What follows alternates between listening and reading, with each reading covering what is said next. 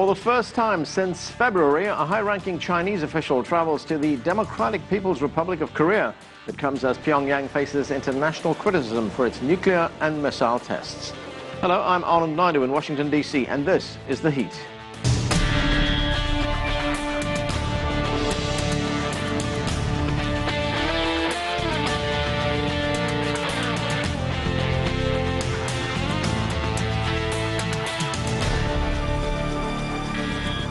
Chinese Vice Foreign Minister Liu Zhenmin visited Pyongyang this week to attend a meeting on border security.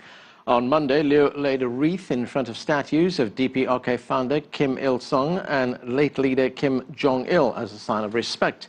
The visit comes after a two-day closed-door meeting in Kuala Lumpur, Malaysia, between former U.S. diplomats and senior DPRK officials, including Vice Foreign Minister Han Song-ryol. Washington and its allies are urging Beijing to agree to tougher United Nations Security Council economic sanctions against the DPRK after it conducted a fifth nuclear test in September. This month, the DPRK launched an intermediate-range ballistic missile that failed immediately during liftoff. China called for restraint. As for the DPRK using directed missile technology for its launch, the UN Security Council resolution has clear rules. We hope that under the current circumstances, all sides concerned will show restraint and not to do anything to incite each other or cause an increase in regional tensions. Joining us now in our Washington, D.C. studio is Zhao Tong. He's an associate in the Nuclear Policy Program at the Carnegie Tsinghua Center for Global Policy. Also with us is Eun-jung Lim. She's a lecturer on Korean Studies at the Johns Hopkins School of Advanced International Studies. And we're joined by Brian Becker. He's the Executive Director of the Answer Coalition and an analyst and journalist on U.S. DPRK relations. Thanks to all of you for being with us. Zhao Tong, let me start with you. China has sent one of its top officials to Pyongyang for talks on border security.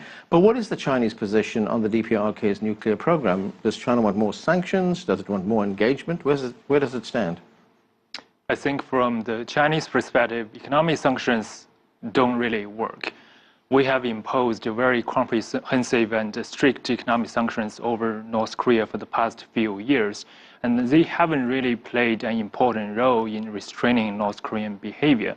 So China believes we really have to engage with North Korea. And recently, in fact, yesterday, the U.S. Director of National Intelligence, James Clapper, made the same statement, and he said it is unlikely that we will be able to persuade North Korea to denuclearize through coercive means, and therefore we have to, talk to North Korea and focus on more practical and more pragmatic objectives, which is to cap and freeze North Korea's nuclear capabilities. I want to get to James Clapper's statement in a moment, but Eun-jung, pairing its defenses, despite what the Chinese are saying right now, they're even considering a preemptive strike against the DPRK. How deep is the concern in South Korea that it could be the target of a nuclear attack? Yes, absolutely. Our concern is very, very serious, and it's increasingly getting serious because we practiced dovish engagement policy during especially Kim Dae-jung and the Roh Moo-hyun administration. We practiced that kind of engagement policy, and we experienced almost like a 5-6 during the Obama administration strategic patience strategy too.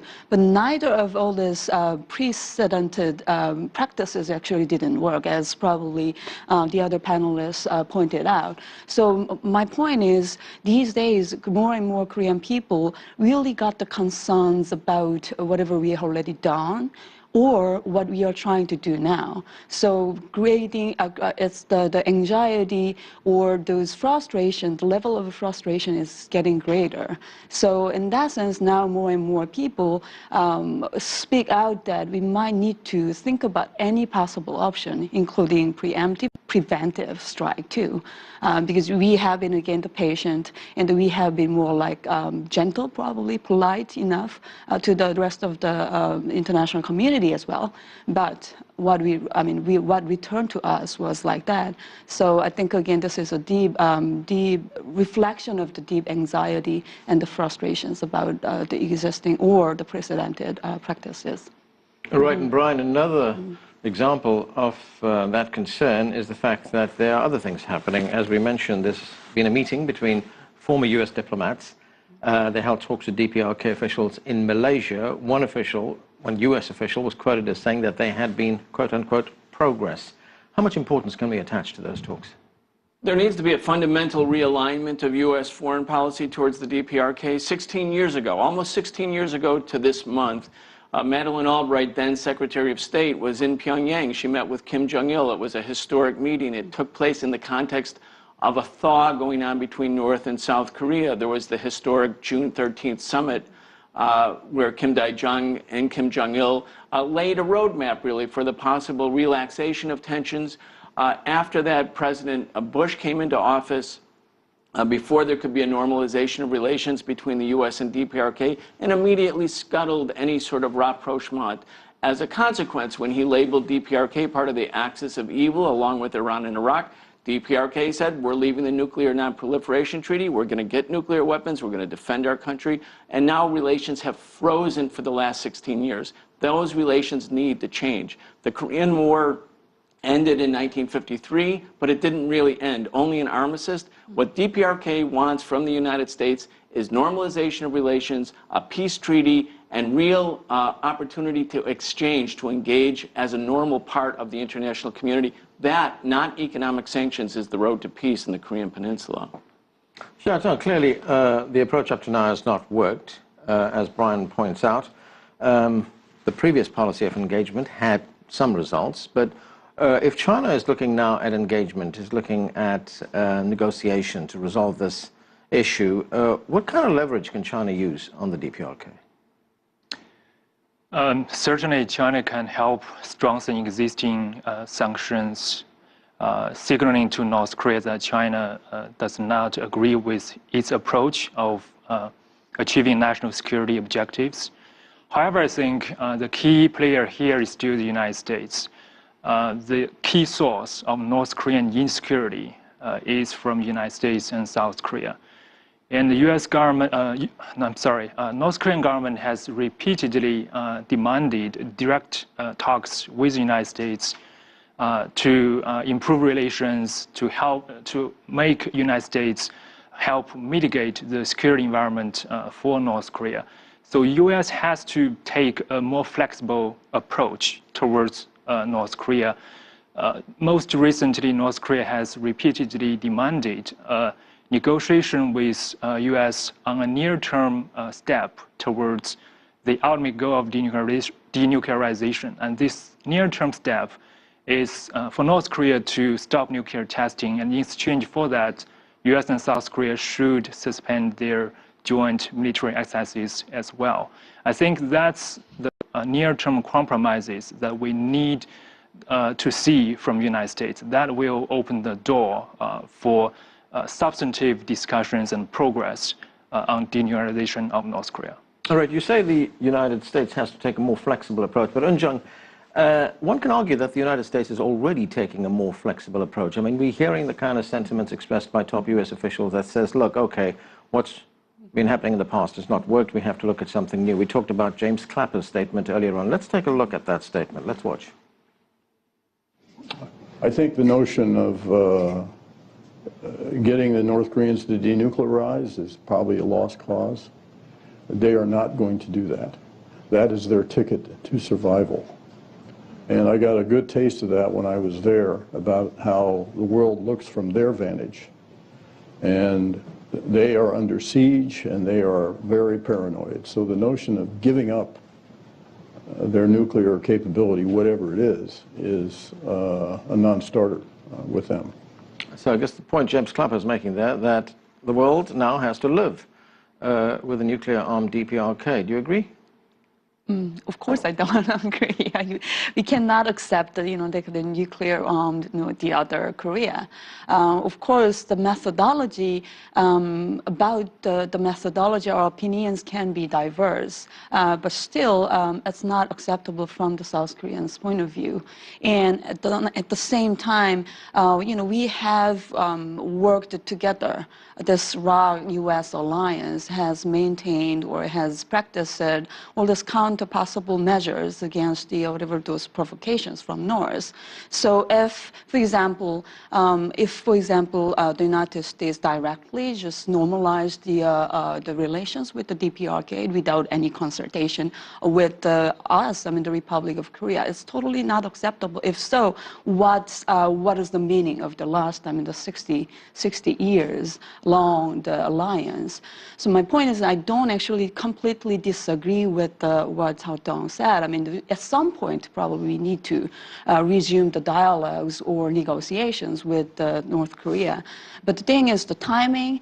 And another thing I'm really concerned about is how strong the Kim Jong-un's, the political will to come to the table. So those two, key variables are still, we don't know about exactly about those two variables are clear enough to resume the negotiations. I'll get to you in a moment, Xiaotong. I just want to go to Brian. Brian, we heard James Clapper there say that the DPRK needs nuclear weapons for its survival. Would it be suicide for the DPRK to give up its weapons? I mean, one just has to look at, given the threats that have been coming from the United States, one has to look at what happened in Libya to that country and its leader, Muammar Gaddafi, when they were persuaded to give up their nuclear weapons. What happened in Libya? What happened in Iraq? In both cases, the regime disarmed, the regime was targeted, the regime was essentially defenseless, and the United States bombed the country. In the case of Iraq, invaded and occupied the country, and the regime was toppled. So, of course, the DPRK knows fully well that if they were to give up their weapons, the ultimate weapon, in this case nuclear weapons, that it would make them more, not less vulnerable. The thing that they fear, the existential threat they fear, is from the United States. The United States during the Korean War, of course, along with other nations from the United Nations, was bombing North Korea. There wasn't one structure taller than one story left standing by 1952, a year before the war ended. It's real. It's a real feeling on the part of the DPRK. Every war has a beginning and an end. The World War II, the United States and Germany and Japan were at war. At a certain point, the war came to an end, and then there were new alignments, new allies. Why can't the war in Korea come to an end? That's really what the DPRK is saying. In terms of the initial steps, confidence-building steps, a year ago, January, and a year before that, the North Koreans offered to suspend nuclear weapons tests, future nuclear weapons tests, in exchange for the cancellation of the military exercises between the Republic of Korea and the U.S. The United States administration said absolutely not, immediately. Why say absolutely not? Why not start talking? It's the obligation of the United States to change the equation on the Korean Peninsula. The other parts of the six-party talks are good, but those countries don't, from the point of view of DPRK, pose an existential threat to the existence of the government. Right, Xiaotong, you wanted to say? We are talking about North Korea's nuclear programs, and we also mentioned historically there were multiple cases in which U.S. and North Korea managed to achieve agreements during which the U.S. promised to the United States, to North Korea, that U.S. meant no hostility towards Pyongyang and would not use nuclear weapons and conventional weapons to invade Pyongyang. In return, North Korea promised to denuclearize. However, almost all those previous agreements failed. And I think one important reason why they failed was North Korea gradually realized the American side of the bargain are basically political commitment, and that could be walked back or reversed overnight. But North Korean, if it denuclearized, it will take many, many years to get back. I think that's why those previous agreements failed. So here, let me try to play the devil's advocate here. I think to some extent, now North Korea has achieved nuclear deterrent, which means it can use its own means to safeguard its national survival and security, which might serve as a basis for North Korea to be more self-confident, to be able finally to focus on economic development and to have a more cooperative, less rebelliant foreign policy. So that could be a start for cooperative diplomacy with North Korea. Do we really want to do everything to do away this newly gained sense of security by North Korea and then go back to the old game of North Korea feeling really insecure in everything to increase its military capabilities? Right. Another point is, we certainly can engage with North Korea without accepting and recognizing or acknowledging its nuclear status. North Korea certainly wants us to recognize status as nuclear weapon state, but we don't need to do that, but still we can engage with them. Let's remember that the value of nuclear weapons is socially constructed. If we, the international community, focuses exclusively on North Korea's nuclear weapons, we will only convince them that nuclear weapon is very important and make them less willing to give up. And we have to remember that by focusing completely on nuclear weapons, we are forgetting the much bigger picture of the overall relationship with North Korea. There are many other aspects of the relationship with North Korea that have nothing to do with nuclear. And if we engage with them in these other areas, we can also help shape their threat perception and shape their security choices. Why don't we do that? Okay, we're going to have to take a break right now. More of our discussion on the DPRK's nuclear program right after that. Stay with us. You're watching The Heat.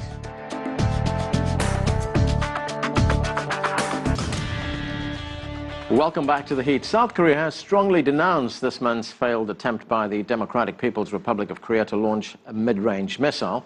Seoul says it's a clear violation of UN Security Council resolutions and poses a threat to peace and security on the Korean Peninsula. The Democratic People's Republic of Korea said the sanctions targeting the country's nuclear and missile tests are, quote, criminal documents. Let's get back to our panel right now. And Eun-jung, what is the bottom line for South Korea here when it comes to negotiations with the DPRK concerning its nuclear program? Is the South Korean position that they have to get rid of all their weapons?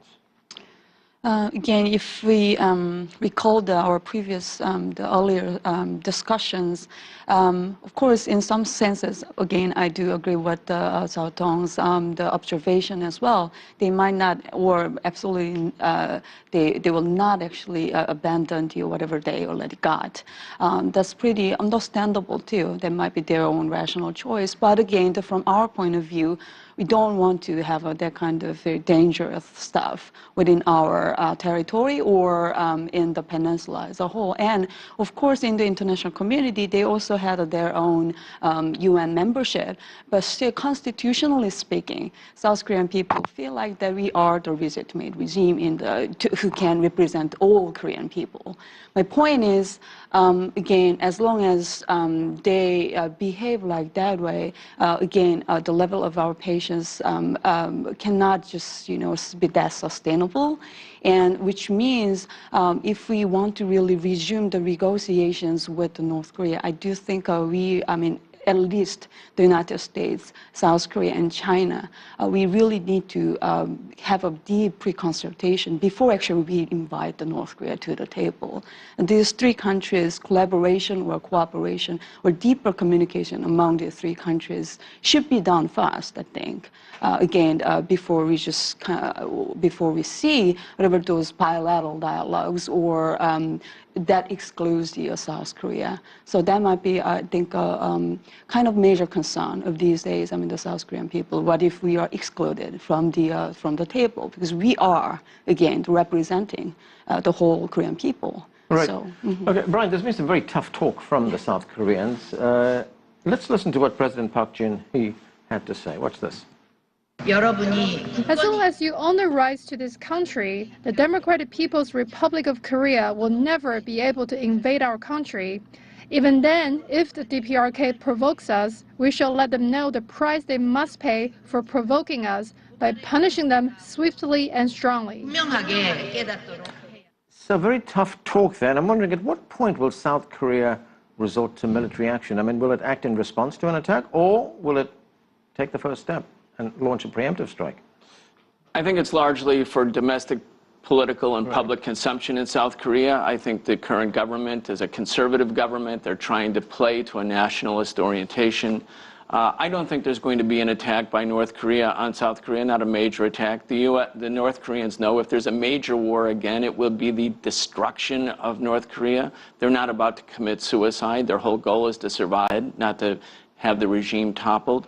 I think that's what the current South Korean government is saying is for politics. It's for domestic consumption. Again, I want to go back to where we were 16 years ago, because there was a different South Korea at the time.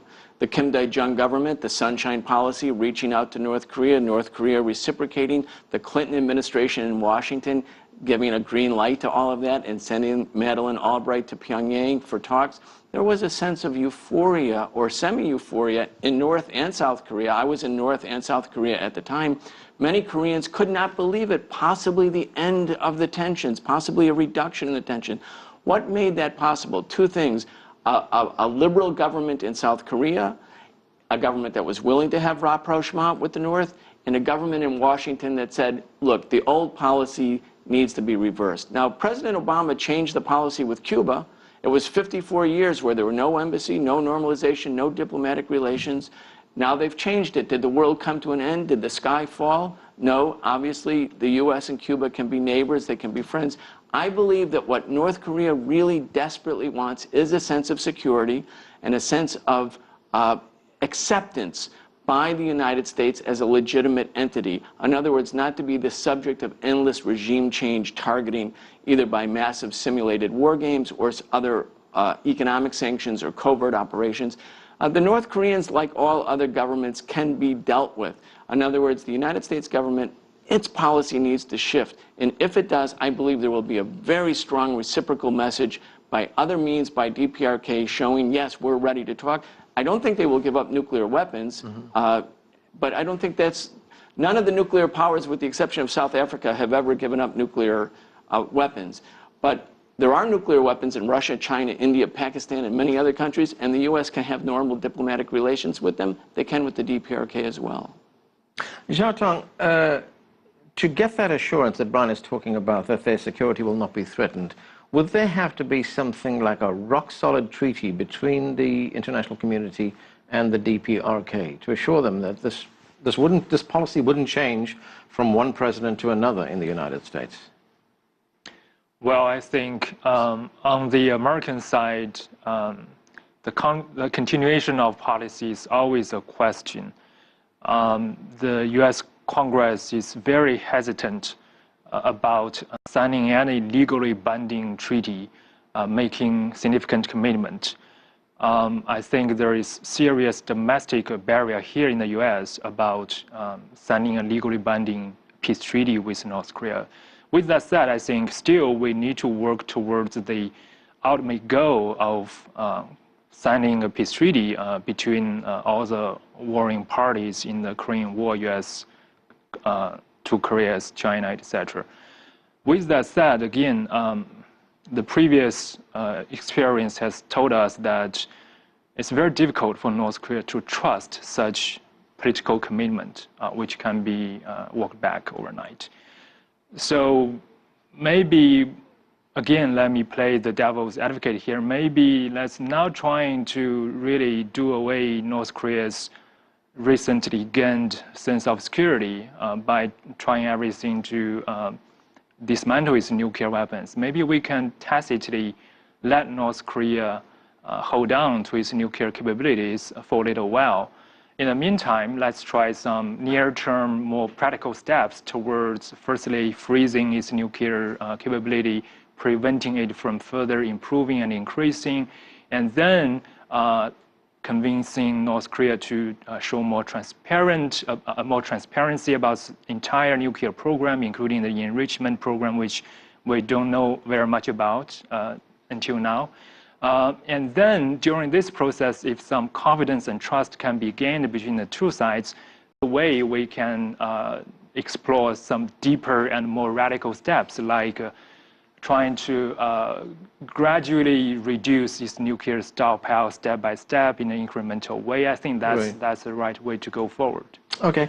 Eun-jung, what about the deployment of this U.S. anti-missile system called THAAD? There's been a lot of opposition to it in the region from China. There's also been opposition from Russia to this program. How does that complicate efforts to find a solution? Again, the major concern of these days, the South Koreans are our precedented or existing methodology might not be working to deal with this serious issue. But at the same time, of course, especially during the years of the Cold War period, of course, the nuclear umbrella provided by the United States was actually working very well. But at the time, back then, the North Korea didn't have this kind of capability, and we did have a kind of power between the continental powers and the Pacific power. But now all those international circumstances changed, which actually discourages in many ways the South Korean people to keep supporting, again, the precedented or existing methodology. So that is why now more and more people are becoming serious about the military action or whatever those, military countermeasures. Again, that per se is not a panacea at all. We all know this. And we also worried about all this negative sentiments or kind of retaliation from the PRC. Of course, we are worried about that too. But at the same time, this is our survival issue, and we want to have a kind of, layered system deal with those real threats. That's, Brian, final question here, and that is, much has been invested in the six-party talks in the past. The State Department here in Washington still thinks that that's the best way to resolve this crisis. Is that the best way in the absence of some major diplomatic move like the next Secretary of State in the new administration going down to Pyongyang? I think the six-party talks could be promising, but I don't believe they will work. I don't believe that China or Russia has the ability to subcontract out North Korean security. The North Koreans they're an independent government. They emphasize the issue of self-reliance. Also, Russia and China have divergent agendas with the United States. The United States is using North Korea, I believe, as a pretext to put THAAD into South Korea. THAAD doesn't really protect against North Korean missiles. It's high altitude. It's about outer space. It's about military supremacy in outer space. The threat towards China and Russia in terms of long-term military contingency planning. So there's a divergence in interest. They all want to have a reduction of tension in the Korean Peninsula. That is what puts them together. That's what makes it possible and plausible. But I think ultimately the change in Korean Peninsula will come not from Moscow, not from Beijing, not even from Seoul or Pyongyang. It'll come from Washington, D.C., and whether Washington, D.C. is ready to do what the Clinton administration appeared to be ready to do in 2000, which is to normalize relations with DPRK. Okay, and we're going to have to leave it there. Thanks to all of you for joining us. That is it for this edition of The Heat, but the conversation continues online. Join us on CCTV America's Facebook page to comment on this or any other show, or chat with us on Twitter. You'll find us at CCTV_America. I'm Arun Naidu in Washington, D.C. Thanks for being here.